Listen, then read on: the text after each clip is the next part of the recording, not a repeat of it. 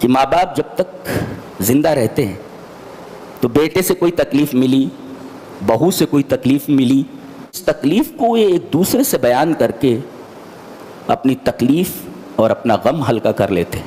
لیکن اگر ان دونوں میں سے کوئی ایک اس دنیا سے چلا جائے، باپ چلا گیا صرف ماں ہے، ماں چلی جائے صرف بوڑھا باپ ہے، اور بیٹے کی طرف سے کوئی تکلیف آئے، بہو کی طرف سے کوئی تکلیف آئے، تو وہ اپنا غم کس سے بیان کرے؟ اس کا ساتھی تو ہے نہیں، اس کا ساتھی تو اس دنیا سے چلا گیا ہے، وہ اپنا غم بیان کرے تو کس سے کرے؟ اپنے غم کو بیان کرنے کے کر کے اپنے دکھ کو ہلکا کیسے کرے؟ اس کا ساتھی تو ہے نہیں۔ لہذا دونوں اگر موجود ہوں، ماں باپ دونوں اور بوڑھے ہوں، تو دونوں تمہارے حسن سلوک کے مستحق ہیں، اور اگر ان دونوں میں سے کوئی ایک اس دنیا سے چلا جائے، ماں یا باپ، تو تمہارے حسن سلوک کے سب سے زیادہ مستحق یہ ہے۔ اس لیے کہ اب وہ تنہا ہے، اندر اندر گھٹیں گے، وہ اپنا غم کسی سے بیان بھی نہیں کر سکتے۔ نہیں بچا، اللہ تبارک و تعالیٰ نے احدہما کا تذکرہ پہلے کیا ہے، کلاہما کا بات کیا ہے۔ چلیے ان آیات کی تشریح کر لیتے ہیں جو ہم نے خطبہ مسنونہ کے بعد پڑھی ہے، اور یہ آیات سورہ بنی اسرائیل کی ہیں۔ وَقَضَىٰ رَبُّكَ أَلَّا تَعْبُدُوا إِلَّا إِيَّاهُ وَبِالْوَالِدَيْنِ إِحْسَانًا۔ تیرے رب نے یہ حکم دیا ہے، یہ فیصلہ کر لیا ہے، کیا؟ کہ اللہ کے علاوہ کسی کی عبادت نہ کرو۔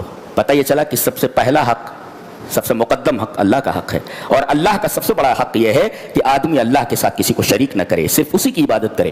وَبِالْوَالِدَيْنِ إِحْسَانًا، یہ دیکھیے ماں باپ کے ساتھ حسن سلوک کی اہمیت اتنی ہے کہ اللہ تبارک و تعالیٰ نے اپنی توحید کے بعد ماں باپ کے ساتھ حسن سلوک کو بیان فرمایا، جس سے ماں باپ کے ساتھ حسن سلوک کرنے کی اہمیت اور اس کی قدر و قیمت معلوم ہوتی ہے۔ اللہ نے اپنی توحید کے بعد ذکر فرمایا ہے کہ میرے حقوق میں سب سے پہلا حق یہ ہے کہ میرے ساتھ کسی کو شریک نہ کیا جائے، اور بندوں میں سب سے زیادہ حق اگر کسی کا ہے تو ماں باپ کا ہے۔ پھر آگے تشریح فرمائی گئی، اما یبلغن عندک الکبر احدہما او کلاہما، ان میں سے ایک بڑھاپے کو پہنچ جائے، او کلاہما، یا دونوں پہنچ جائیں۔ آپ نے قرآن حکیم کا فلسفہ دیکھا ہے؟ پہلے کہا گیا ایک مل جائے، کیا کہنا چاہیے تھا؟ دو ہی رہتے نا پہلے، بعد میں ایک ہوتے ہیں۔ جی پہلے دو رہتے ہیں نا ماں باپ، ان میں سے کوئی ایک اس دنیا سے چلا جاتا ہے تب ایک ہوتا ہے، تو ترتیب کیا ہونی چاہیے؟ دونوں مل جائیں، یا ان دونوں میں سے ایک مل جائے، ایسا نہیں کہا، بلکہ ان دونوں میں سے ایک بڑھاپے کو پہنچ جائے، یا دونوں بڑھاپے کو پہنچ جائے۔ دیکھو ایک کا تذکرہ پہلے کیا ہے، یہ بتانے کے لیے کہ ماں باپ جب تک زندہ رہتے ہیں تو بیٹے سے کوئی تکلیف ملی، بہو سے کوئی تکلیف ملی، تو اس تکلیف کو یہ ایک دوسرے سے بیان کر کے اپنی تکلیف اور اپنا غم ہلکا کر لیتے ہیں۔ لیکن اگر ان دونوں میں سے کوئی ایک اس دنیا سے چلا جائے، باپ چلا گیا صرف ماں ہے، ماں چلی جائے صرف بوڑھا باپ ہے، اور بیٹے کی طرف سے کوئی تکلیف آئے، بہو کی طرف سے کوئی تکلیف آئے، تو وہ اپنا غم کس سے بیان کرے؟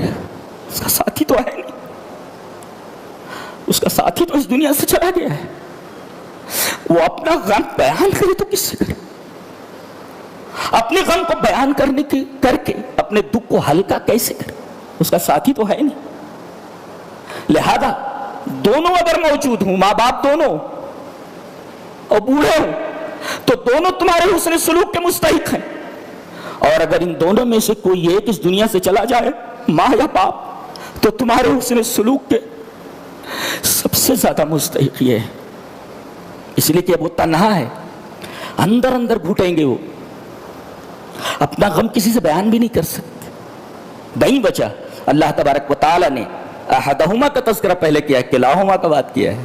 اما یبلغن عندک الکبر احدہما او کلاہما، ان دونوں میں سے ایک مل جائے، جبکہ ترتیب کیا تھی؟ دونوں پہلے رہتے ہیں نا، تو دونوں ملے یا ایک ملے، اس لیے کہ مرنے کے بعد پھر ایک رہتا ہے نا، ترتیب بھی ہونی چاہیے، لیکن ترتیب کو بدل کر کے اللہ تبارک و تعالیٰ نے پہلے کہا کہ ایک مل جائے، تو پتہ یہ چل، یہ کیسی کتاب ہے، سبحان اللہ، حقوق بیان کرنے کا انداز کیا ہے دیکھیں، شارٹ ہے لیکن اتنا سویٹ ہے کہ پوچھو نہیں، سویٹنس کی داد نہیں دی جا سکتی. وَقَضَىٰ رَبُّكَ أَلَّا تَعْبُدُوا إِلَّا إِيَّاهُ وَبِالْوَالِدَيْنِ إِحْسَانًا إِمَّا يَبْلُغَنَّ عِندَكَ الْكِبَرَ أَحَدُهُمَا أَوْ كِلَاهُمَا فَلَا تَقُل لَّهُمَا اُف. اف نہیں کہہ سکتے آپ ان کو، اف نہیں بول سکتے آپ، ہوں نہیں بول سکتے آپ. کیوں؟ اس لیے کہ ہوں سے ایسا احساس ہوتا ہے کہ آپ ماں باپ سے بور ہو چکے ہیں، ماں باپ آپ کے اوپر بوجھ ہیں، تبھی تو کہہ رہے ہیں اف. بچے چھوٹے رہتے ہیں، اسی وجہ سے آگے وہی حوالہ دیا گیا، صغیر کا حوالہ دیا گیا. فلا تقل لهما اف، اف بھی مت کہو. ولا تنہرهما، اور انہیں ڈانٹو نہیں. وقل لهما قولا کریما.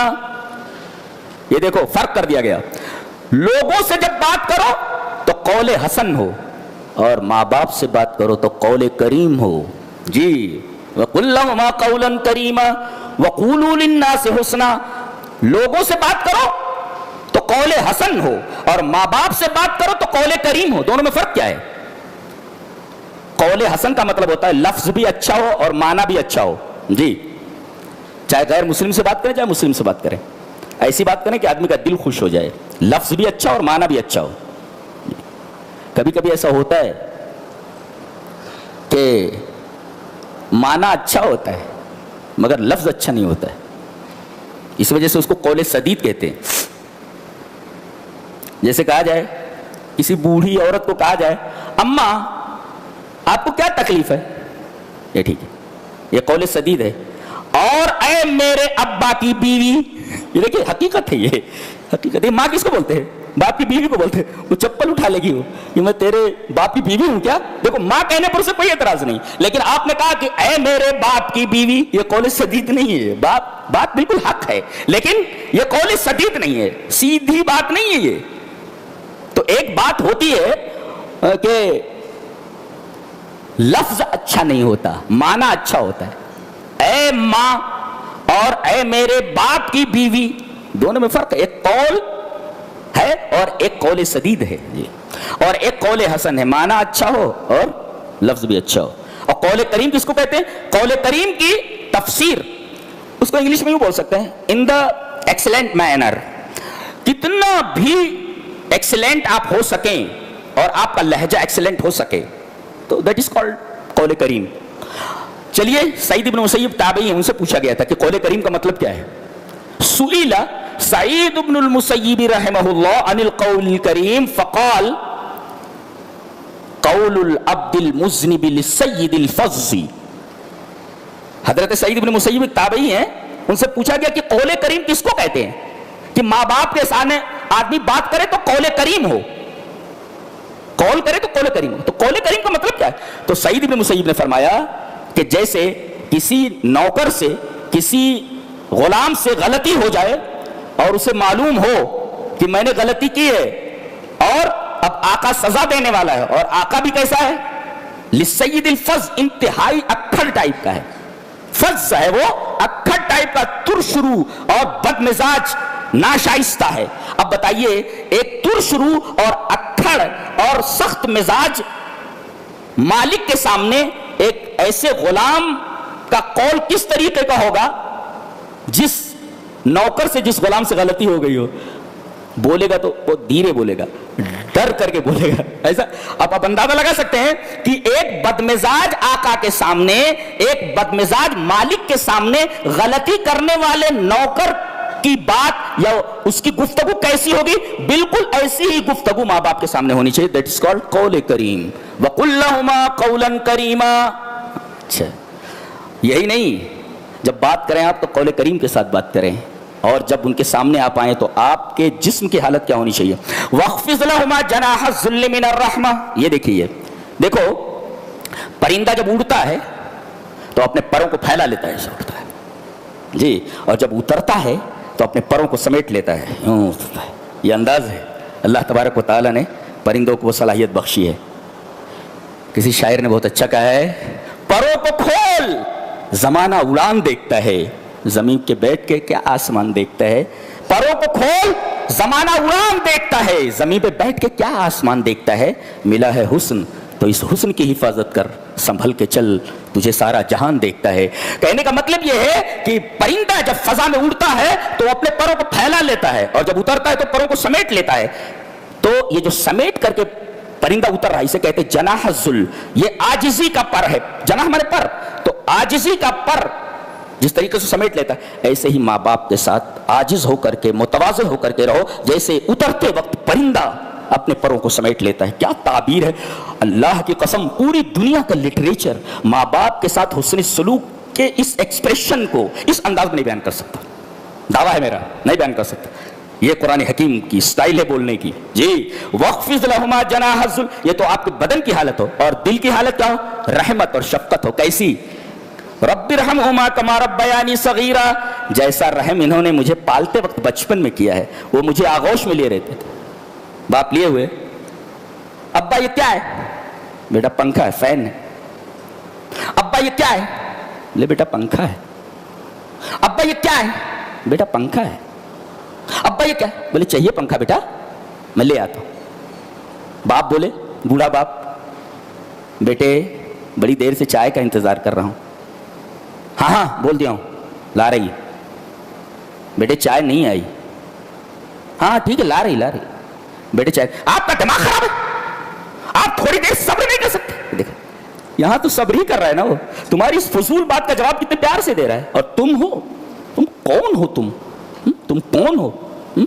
وَقُلْ رَبِّ ارْحَمْهُمَا كَمَا رَبَّيَانِي صَغِيرًا، صغیر یعنی چھوٹے ہونے کی حالت میں جس طریقے سے انہوں نے تمہاری پرورش کی تھی، یہ تو احسان کا بدلہ احسان ہے کہ انہوں نے تمہارا بچپن سنبھالا۔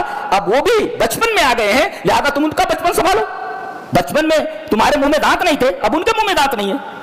تم اٹھ نہیں پاتے تھے تو ماں باپ سہارا دیتے تھے، اب اٹھ نہیں پا رہے ہیں تو تم انہیں سہارا دو۔ خلاصہ یہ کہ حل جزاء الاحسان الا الاحسان، احسان کا بدلہ احسان ہوتا ہے۔ لہذا انہوں نے تمہارا بچپن سنبھالا اور اب تم ان کا بچپن سنبھالو۔ اور میں اپنی ماں اور بہنوں سے کہوں گا، خاص طور سے ان معلمات اور ان عالمات سے جو کسی گھر میں جانے کے بعد صرف اپنے حقوق بیان کرنے لگتی ہیں، در حقیقت وہ مرأۃ ہیں مگر مرأۃ الصالحہ نہیں ہے۔ اس لیے کہ مرأۃ الصالحہ وہی ہوتی ہے جس کے اندر گھر کو بنانے کی صلاحیت ہوتی ہے، اور گھر کو اسی وقت بنایا جا سکتا ہے جب اس عورت کے اندر، اس لڑکی کے اندر قربانیوں کا جذبہ ہو، ہر ایک کے لیے قربانی دے۔ اس کے بعد ایک بات آگے کہی گئی، ربکم اعلم بما فی نفوسکم، اللہ جانتا ہے تمہارے دلوں میں کیا ہے۔ یہ کہہ کر کے بات بتائی گئی کہ کبھی کبھی ایسا ہوتا ہے کہ منہ سے ماں باپ کے تعلق سے کوئی ترش کلمہ نکل جاتا ہے، غفلت میں یا جذبات میں آ کر کے، کہا کہ فوراً اللہ سے توبہ کرو۔ ان تکونوا صالحین فانہ کان للاوابین غفورا، ماں باپ کے تئیں اگر کوئی غفلت ہو جائے اور کوئی ترش کلمہ نکل جائے تو فوراً اللہ سے توبہ کرو۔ توبہ ضروری ہے جی، اللہ معاف کرنے والا ہے۔ یہ خانگی اور آئلی نظام پر ایک ہلکا سا تبصرہ تھا۔ اللہ تبارک و تعالی ہمیں نیک عمل اور اچھی سمجھ کی توفیق عطا فرمائے۔ وآخر دعوانا الحمدللہ رب العالمین۔